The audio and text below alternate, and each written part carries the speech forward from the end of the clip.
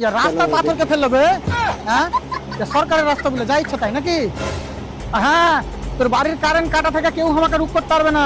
কত বড় প্রধানমন্ত্রী আছে ডাকালি আসি কেনা কাটবি? কারণ তুই আমার কারেন্ট চুরি করে ইউজ করিস। তোর রে তুই এমন ভাবে বলছিস মনে হয় তুই বাড়ি থেকে কারেন্ট মানে আসি।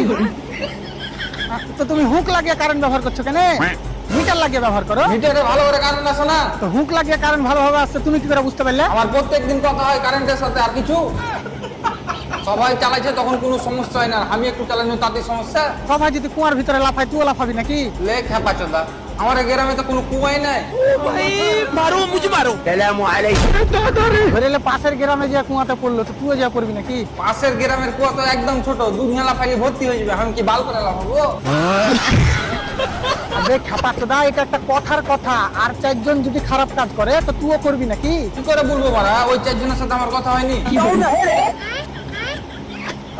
তোর মাথা পাতা খারাপ হয়ে গেছে নাকি? এতে মাথা খারাপের কি আছে? ওই চারজনে কিছু বলবে তাহলে তো লাফাবো আমি, না ওই চারজনের উপর লাফিয়ে যাবো?